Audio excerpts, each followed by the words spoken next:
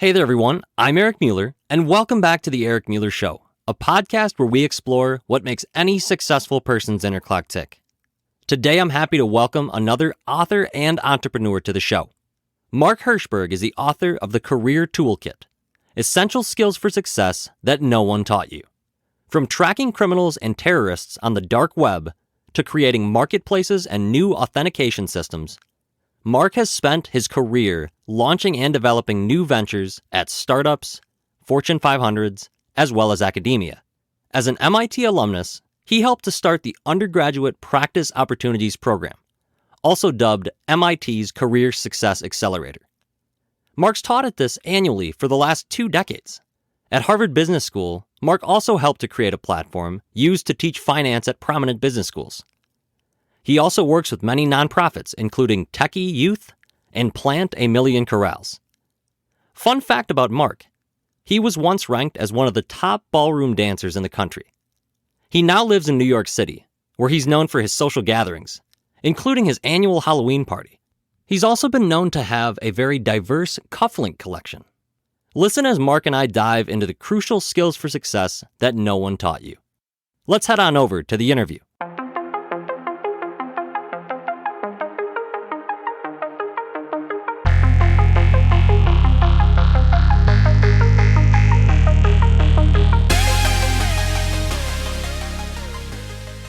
All right, so welcome back to the Eric Mueller Show, a podcast where we explore what makes any successful person's inner clock tick.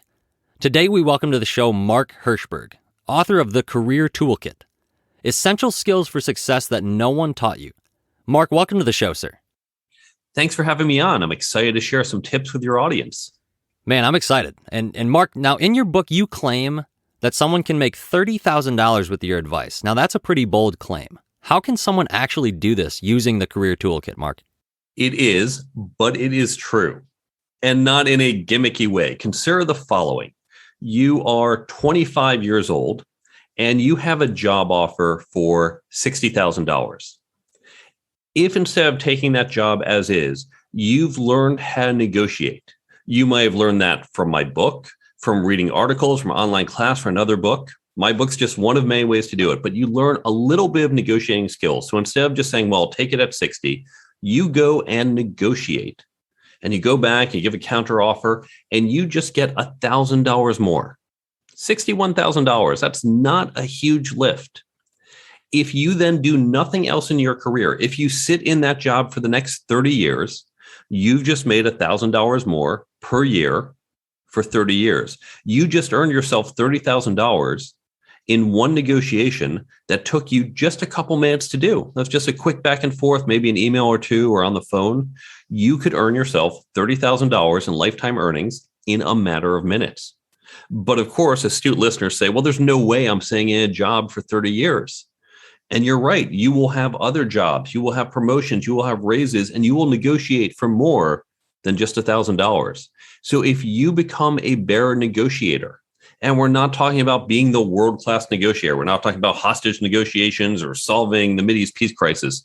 Just getting a little bit better, you can increase your lifetime earnings by tens of thousands, even hundreds of thousands of dollars. So whether you learn it from my book or any other resource, learning to negotiate will have a massive ROI for your career. And Mark, how did you learn the skills that you talk about in your book? So we can talk a little bit about the framework of the book. You might share that, but how did you actually learn these skills that are not being taught in a traditional sense, whether it be in schools or on the job? By beating my head against the wall early in my career, because I was not taught them. And I learned early on. I was a software engineer when I first came out of MIT. I knew I wanted to be a CTO, a chief technology officer. I began to understand, what do I need to do to be successful in that job? It wasn't just about being a good technologist. I needed leadership and negotiating skills and team building and knowing how to hire and all these other skills that no one taught me. So I had to learn. And back then, we didn't have great podcasts like this. We didn't have all the online resources. So it was a lot of trial and error. It was a lot of learning on my own. And it was a slow and at times painful process. But the point of my book and of podcasts like this and the class I teach at MIT and everything I do is to help other people get an easier path so they don't have to beat their head against the wall as much as I did. Yeah. I mean, do you have a good reason for why it's not being taught? It kind of blows my mind that, some of these really crucial, essential skills we need to have, networking, negotiating, career planning, interviewing. Why is this not like a core focus in elementary school or high school or college? Really surprising, because when you say things like networking, we've all heard that. It's not a secret, right? Our parents and teachers said, networking, it's so important. Well, if it's that important, why didn't they teach it to us? There are historical reasons why it's not taught. High school is a relatively modern invention. It only goes back about 100, 150 years. Before that, we just learned on the farms. And it was only once we became a more industrialized nation, as we began to leave the farms and go into the cities and factories, that you needed basic skills to function. You needed to be able to read, not just turn the screw, because if you didn't know how to read, you didn't read the danger, don't walk into this spinning blade. I mean, you might see the blade, not walk into it, but you don't know, don't walk into this door, or turn off the lights. There were all these signs or things in the cities, and you need to be able to read to follow it. You need to do basic math to figure out how much am I earning, and then what am I spending on food and rent, and not just, well, I grow food and I eat some of it. So we had to start developing these skills in high school, but it was really designed for a basic labor workforce. And it has not adjusted to the modern workforce we have, which went from individual contributors, whether physical labor or, okay, I'm an accountant, I sit here and do what my boss tells me, to now, well, I'm an accountant, but I work with marketing and sales and engineering. We work in these cross-disciplinary teams. That's a lot more team-based. Sure. Now, at the college level, colleges go back about 900 years, and colleges are run by professors. Now, I teach with a lot of professors. They're wonderful people. But professors are very knowledgeable about a very narrow area, their expertise. So when you go to school and you become, say, a pharmacist or a marketer, what happens is the professors in that discipline say, well, if you want to be a pharmacist, here are all the classes you have to take. You have to take some chemistry and some biology and some biochemistry and some math. If you do all this, then we will say, we're going to credential you and say, you have earned this degree. And what does that degree say? It says you have achieved a certain level of knowledge in marketing, knowledge in accounting, knowledge in physics. You've achieved this level of knowledge. It has never said you're a good accountant or a good chemist. It's never said you're a good employee. It's never said a company should hire you. It just says you have this level of knowledge. And again, mid-century, that was fine because you sat there as an accountant or a chemist and your boss told you what to do and you said, yes, sir. And you went and focused on that narrow area. But in today's world, where we expect employees to take more initiative and to work with different people from different groups, you need a different set of skills. But the university system evolves much more slowly. I think it's going to be another 30 years or so before we fully incorporate this at the university level. Wow. Yeah, very insightful. And your book goes into 3 separate sections. So section 1, you have your career. Section 2, leadership and management. And then you talk about interpersonal dynamics. Would you just quickly, in maybe 30 seconds, just briefly summarize each of those sections and why they're important to know? The first section, chapter 1, how you create and execute a career plan. Second chapter covers workplace skills like managing your manager, dealing with corporate politics. And then chapter 3 is interviewing. I focus a lot more on the hiring side because there's lots of content on how you can do as a candidate, but most of us have to interview coworkers, but are never taught. The second chapter, we cover leadership and then the people side of management, as well as the process side of management. The thing about these chapters, even if you're an individual contributor, even if you say, I don't want to have authority over other people, these skills are still going to help you as an individual contributor, or even your very first day on the job. The third section, the interpersonal dynamics, communication, negotiating, networking, and ethics. And Mark, really what I was so interested in when I first started reading about this book, and I haven't read your book yet, and I plan to soon, but it's why do people need a career plan? So just right off the bat, you got to have a foundation for where you're going. I truly believe that, small steps get you there, but you got to know where your focus is in the future. So would you just share why it's important for someone to have a plan for their career? Imagine if your company said, hey, listen, everyone, the next 2 years are super critical. This is going to be make or break, this big 2-year project we're going to do. And if we get it right, wild success. And if we get it wrong, who knows? We could downsize, we could go under. Really critical project, next 2 years. Let's not do a project plan. Let's not do a budget. Let's just wing it. Right? That's insane, right? We'd never do that at work. But now we have this project that's not 2 years. It might be 5 or 10 or 20 years into the future that makes or break our career, our lives, right? This is such an important piece. And do we want to say, yeah, let's just wing it? What we want to do is create a plan. Now, the mistake people make, they say, well, how can you create a plan? I don't know where I'm going to be in 10 years. Even if you do that 2-year plan at work, we know when you lay out that plan, you're not going to follow it exactly. It's going to change. Even your goals might change. You might throw the plan out the window a year into and say, hey, new goal, new plan, and that's fine. The thing about your career plan is you create it. It's going to be more concrete early on. It's going to be fuzzier a little later. And in chapter 1, I talk about how to do this. And then you're going to adjust it over and over. Every 6 or 12 months, you're going to refine your plan as you would any project plan. So don't worry about perfection. Don't worry about getting it right. But as Eisenhower famously said, plans are worthless. Planning is everything. The act of planning is going to help. And while it doesn't guarantee success, not having a plan pretty much guarantees failure. Yeah, and you quote Professor James Rosenhaus from James Madison University right at the beginning of chapter 1 and say, always have a plan. Even a bad plan is better than no plan at all. So really ties it in like, you just got to start doing this planning, and it's really like taking action in and of itself, isn't it?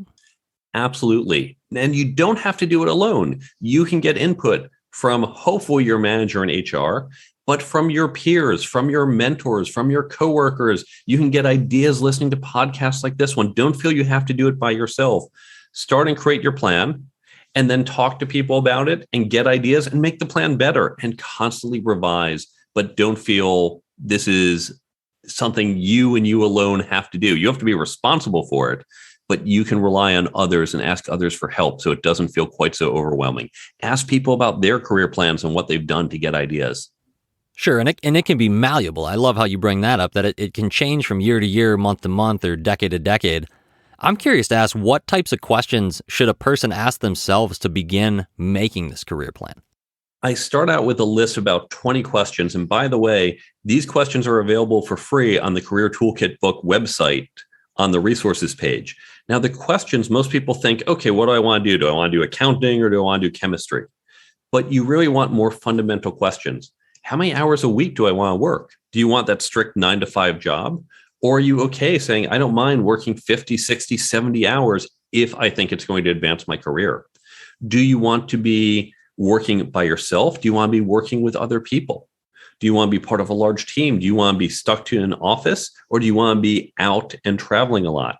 But then even more important than those job questions are questions about our life and our lifestyle. Where do you want to live?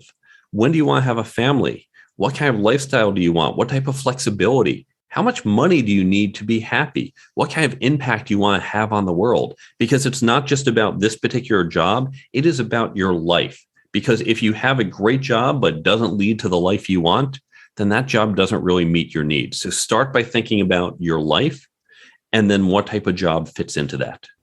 Yeah. And Mark, I know that some of the inspiration for you to write the book, The Career Toolkit, was when you noticed candidates could answer some more mechanical questions about their specific discipline, like we said, pharmacy or finance. But when it came to the why or how they can create value, like that focus on value, I love how you mentioned that. So you noticed that they didn't know how to actually answer those questions. You were getting blank stares. So how can being an interviewer, such as myself, help me actually become a better interviewee and know the answers to some of those questions as far as how to bring value? One of the best things to happen to me in my career is when I started interviewing others. And I tell this story in the book. There were 2 candidates, one from MIT, my alma mater, and one from BU. And the MIT candidate was clearly smarter but that BU candidate was so much more personable. And I started to struggle with this because, well, I want the MIT guy. I'm a little biased, and I want the smarter guy, certainly. But that BU guy, he just struck me as more personable, better to work with. He'd probably be better when talking to customers. I started to ask, what am I really looking for and why? What is adding value? And I also started to think, how do I come off in interviews? Because I'm also an MIT guy, and I'm still a pretty nerdy guy, but I've developed some of these other skills along the way. Sure. How am I conveying myself? Now, let's think about public speaking. And by the way, interviewing is a form of public speaking. If you ever said, well, I want to be a better public speaker, or I have to do this very important speech, you don't just say, well, I've thought about it, maybe I even practiced it, but that's it. Really good speakers, ones who want to get better or deliver a good speech, you are going to record yourself and watch, and then give yourself feedback or have others give you feedback. You also have probably watched other people speaking and have said, wow, I really like how she emphasizes her points. I really like how he uses the whole stage or her hand gestures. Whatever you see, you say, wow, that's really useful. I want to incorporate that in my own speaking. We learn from watching others. By interviewing other people and saying, wow, that was a really insightful answer, or I like how she organized her thoughts there and really sold herself on this role. How can I do that? So I would encourage everyone, interview other people, even if that's not part of your job, even if your boss says, no, we've got this. Ask, can I just sit in and listen and watch? And then go meta. Ask yourself, not just was this candidate good or not, but why?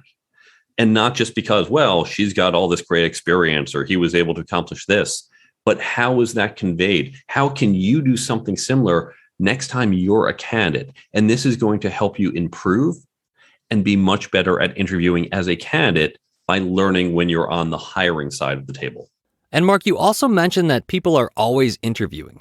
What does that mean? Why, how are we always being put on the spot, so to speak, in our daily lives? I recently had a job offer for a company to come in and consult, and it was basically given to me. I got it because I've been part of the New York CTO Club for years. And as part of the club, we have a very active email list. So for years, people will email questions and give each other advice, say have a challenge or propose thoughts. And even though I hadn't yet formally interviewed for this job, the interview itself was more just kind of checking a box. The way I got the job was from having all these insightful answers over the years. The woman who was hiring for the role said, I know you. I know how you think. I know your answers to so many more questions I can ask in an interview. I know who you are. I know you can deliver value to our company. I would love for you to do this. My interview was years of being active on that email list. I'm interviewing right at this moment. There are people listening to this podcast and are listening and saying, wow, Mark has some really useful insights. I think he would be helpful at our company, whether we're hiring for some executive role that he's qualified for, or maybe as a consultant.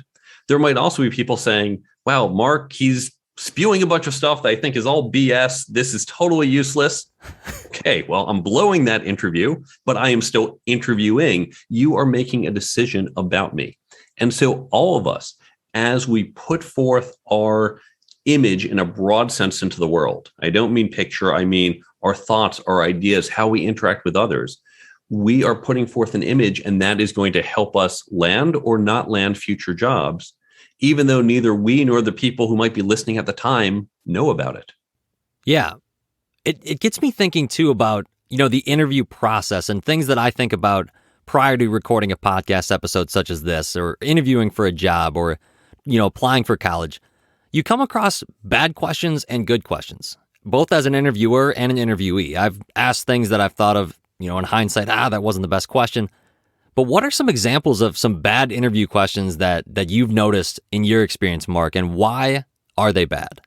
My biggest pet peeve are the brain teaser questions, or specifically bad brain teaser questions, because I do like brain teasers. So let's understand what's good and what's bad. A bad brain teaser question is the classic, why are manhole covers round? Huh. If you haven't heard this before, you can take a moment, pause the podcast. Why are manhole covers round? Now, the answers that they look for are typically either, well, it's really heavy, and so by being round, you can roll it on the ground instead of having to lift and carry it. Or that, well, manhole covers are heavy, and if they were to fall through the hole, they could really hurt someone. If you have a shape, say a square, you can imagine an orientation on the diagonal where the square could fall through. But as a circle with a constant diameter, there's no way it can fall through, and this is a safety measure. So those are the two most common answers. Here's the thing. If you get asked this in an interview, you either know it or you don't. Yeah. I was probably asked this once and sat there and said, I don't know. That was it. That was the best I could do. Nothing came to me. On the other hand, there are questions like the famous, I've heard these called Feynman numbers. I've heard them called many different things. So a classic example, how many turkeys are eaten on Thanksgiving in the United States? It's usually questions about numbers. How many ping pong balls fit in a plane? There's lots of variations. And when you get this question, you say, okay, well, let's see, turkeys in the United States. I know there's about 300 million people in the United States. It's actually a little more, but I'd accept 300 million, right? Better than there's 10 million people or there's 2 billion people. You got the right order of magnitude. Okay, so 300 million people. And let's see, we're going to assume average gathering is 4 people. It might be a family of 4, or it might be single people, but they get together with friends. So let's assume people gather in groups of 4. So we're going to say 300 million divided by 4. Okay, that's 75 million. And 1 turkey per group, I'm going to say 75 million. And so that logic, it's not about, did you get the number right? Oops, nope, sorry, it's 78 million. Yeah. Or even if it's 150 million, you were able to show some rational thinking. How you came up with these numbers, how you did your calculations, and that helps me see how you think. So I do like brain teasers, not just Feynman numbers. That's just a simple example that lets you show how you think and where you can get effectively partial credit. As long as your approach is right, who cares if you did a miscalculation? Because this isn't about getting the right answer. It's about seeing, can you think and solve problems, which is what I'm hiring you for. Yeah, so you would say that's the right way to answer a brain teaser, is to at least give it a try, at least show some rationale and reasoning behind it and back up your response. That would be the right way to approach those? Yes, and for all brain teasers you get, you want to explicitly say, okay, I'm going to think out loud.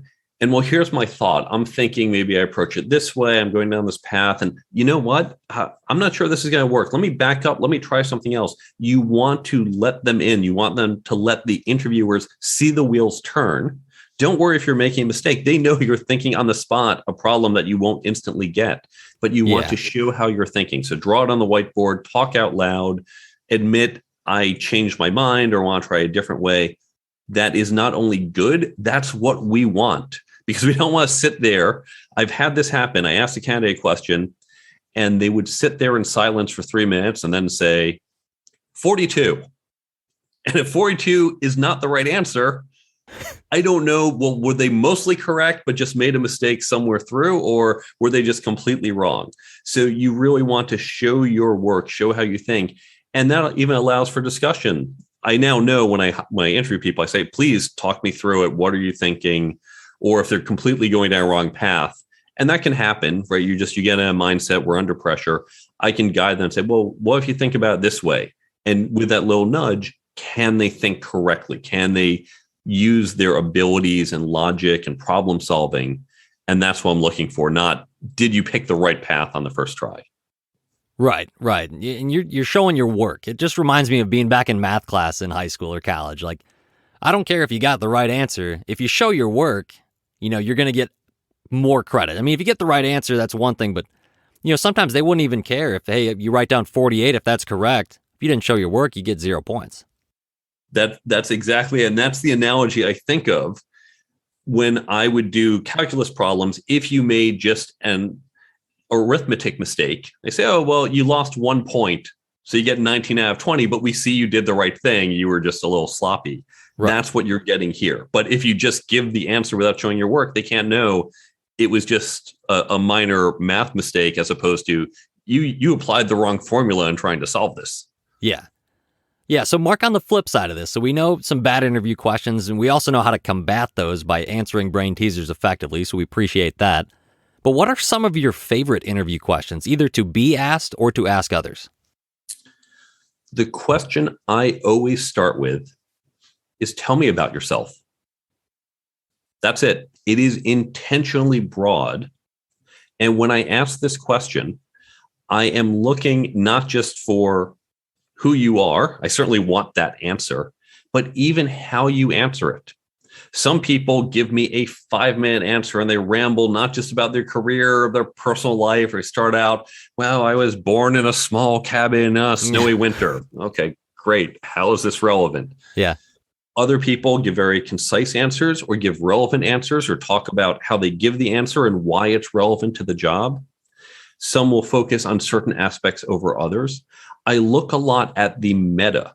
I look a lot at not just what is being said, but how is it being said? When you answer a question, are you giving me, if I ask about a project, for example, do you give me a chronological description? Do you give me the problem, the process, the solution? Do you talk about I versus we? That tells me, how are you looking at this? I know it's clearly by the size of the project. I know it wasn't you alone, but you just say I, or do you say we, or do you say I did this and then we did that? That tells me how you think about your relationships to other people. I'm greatly oversimplifying in a 30-second answer here. Yeah. But it's really looking at these meta pieces of information that helps me understand who a candidate is. Yeah, that's incredibly insightful. I know that when I was preparing for residency interviews after pharmacy school, I had done some research on how to prepare your elevator pitch, so to speak, your 60-second, tell me about yourself, figuring that was going to be asked. And it certainly was.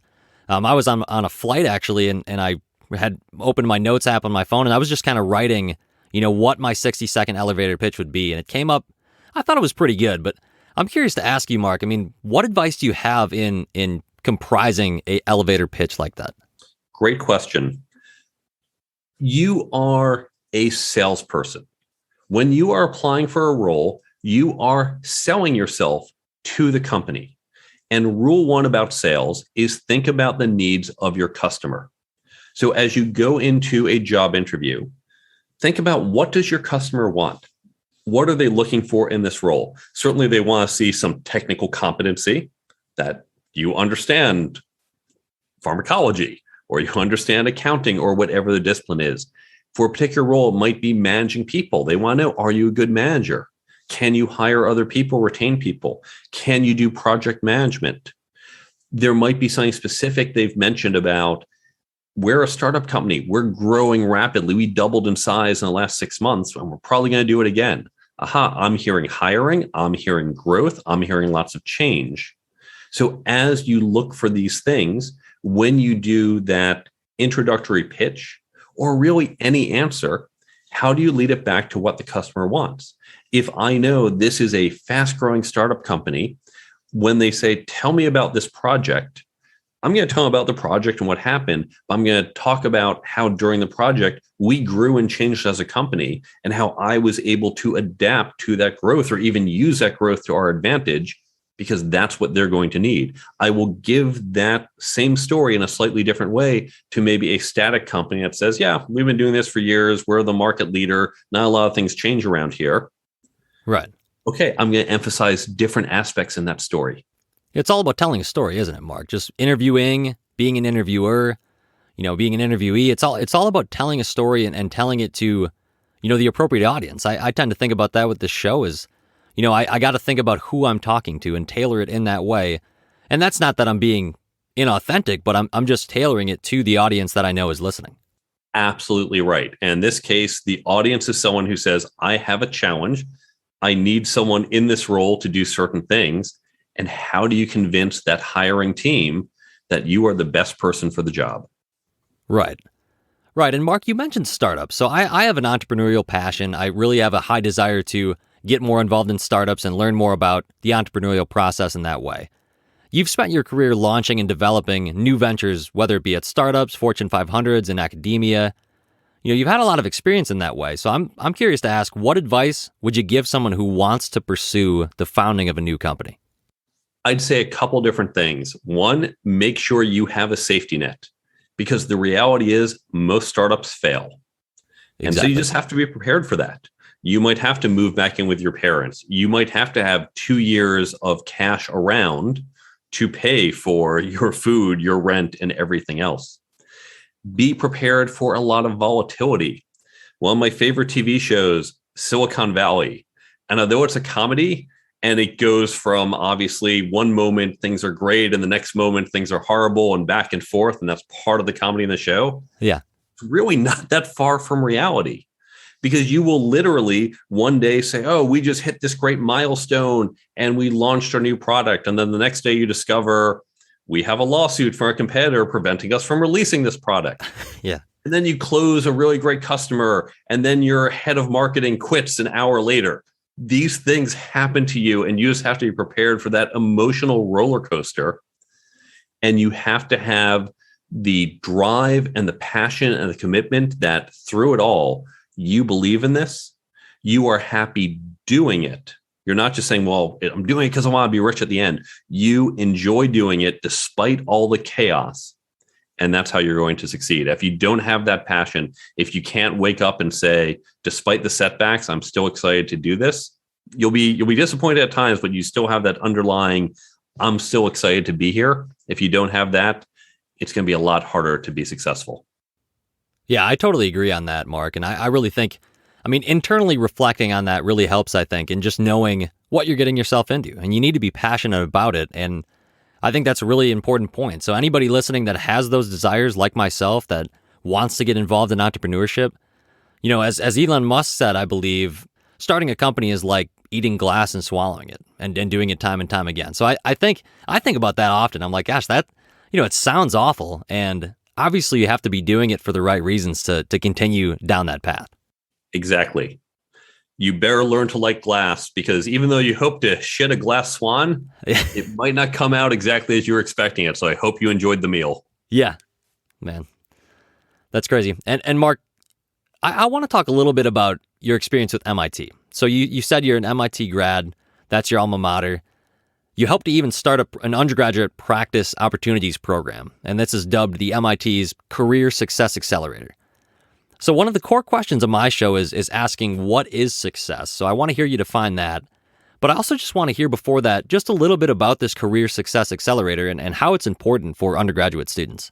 Years ago, companies came to MIT, we surveyed them, and they said, these are the skills we want to have in our employees, but we can't find. They're the skills we named earlier in the show, the leadership, networking, negotiating, communicating. Companies want this, but they couldn't find it. And this is not just true for MIT students. I've seen other surveys from other schools as well. In fact, it's not just true for students, for undergrads. These are universal skills companies want, but as we spoke about earlier, they're not being taught. Given this feedback, MIT said, we have to address this. And thanks to a wonderful grant from Desh Deshpande, we started up this program, and we said, they're not getting it in the calculus class. They're not getting it in their biology class. They're not getting it in the history class. We need to put together something that gets these skills into our undergraduate population. And that's why we started the class. And I've been fortunate enough to teach there for the past 20 years. Yeah, that's a great experience. And I'm sure you've learned a lot about what success means to you. So if you were to say, even in a 30-second pitch of what your definition of success is, what would you say that is, Mark? And I'm sure it's changed over time, but at this current moment, what do you think success means to you? For me personally, as opposed to success in general, is that what you're asking? For you can take it either way. Whatever angle you want to take with this, I'd be interested to hear. Success in general means to me either achievement of your goal in the here and now, or getting further on your path to that goal. And that's a slightly broader definition than most people would give. Most people say, oh, well, success is achievement of the goal. Yeah. But for many of us, particularly who are entrepreneurs, where we know, okay, this startup has a good chance of failing. Chances are I'm not going to do this exactly how I thought it would go. I can still feel successful even if I didn't achieve that initial goal, if along the way I grew and it's getting me towards a long-term goal that makes me happy. And I would consider that a success. You often hear founders say, the startup failed, but I learned so much, or it got me to my next thing. And that can be a success too. So I take a broader definition of success in an abstract sense. Yeah, I love thinking about that too, of a failure can actually be a success. And anybody that's looked at enough entrepreneurs and their stories, you're really not going to find many of them that hit it on their first idea or got successful right away. I mean, sure, it's going to take time, but a lot of them have failures along the way, failed companies or failed ideas. Look back at even some really incredible athletes. Michael Jordan, had some setbacks early on in his career before he became one of the greatest of all time. So I think it's important to realize that failure can actually become success. So Mark, I think that's incredibly insightful. Let's even think about the pharma industry. Penicillin. That experiment was a failure. That petri dish got contaminated and did not work out as planned. The goal was not achieved, but obviously a much better goal came out of it. Exactly. Yeah. You just think, you could think of several examples about that. So I think that's an incredibly insightful point to remember, and should motivate those of you listening that if you're experiencing some failure or setbacks, it's not the end. There's time to press on. And like Mark had shared, if you're creating successful steps to your goals, you're achieving success in the here and now. So that should motivate you to continue pushing forward. If you're going to define success narrowly, if you define success as this is what I want to see in my petri dish, then you're going to have a lot of failures.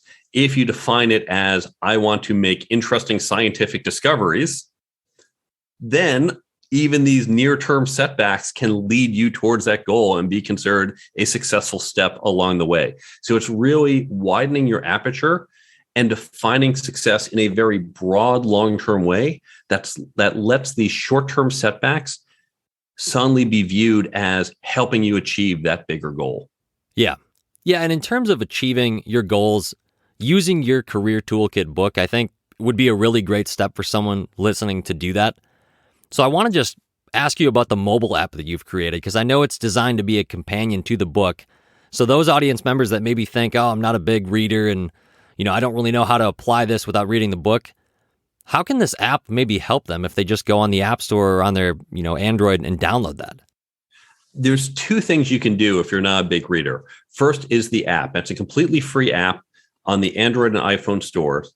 As long as you open it at least once a day, once a month, so we know that you're active, then what it's going to do is going to pop up one of the tips from the book. You've heard some of them on the show. It's just going to pop that up as a notification on your phone. You don't even have to open the app, because you've heard lots of great advice on the show. You might have read it in the book, but then you get busy, you read other books, you have projects, and it's hard to keep it top of mind. So with this app, once a day at a time you set, it's going to give you a little notification.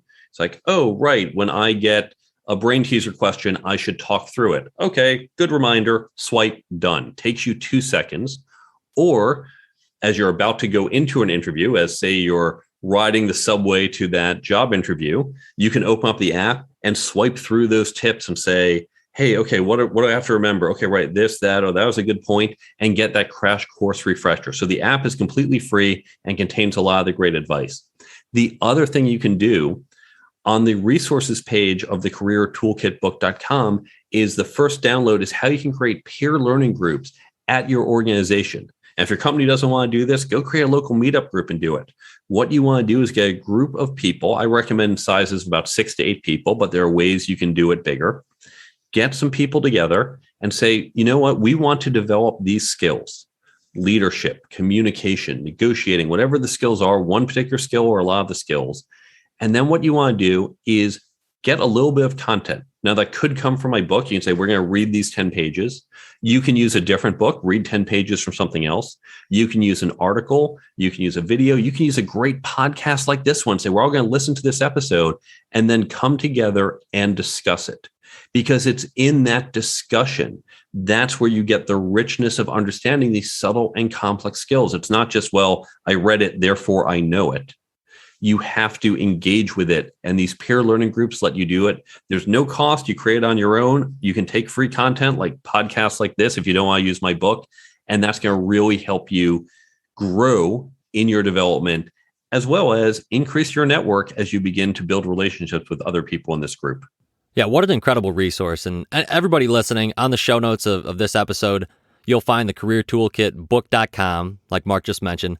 And I'll also tag how to download that app, whether you're on App Store, Android, however you might be downloading it.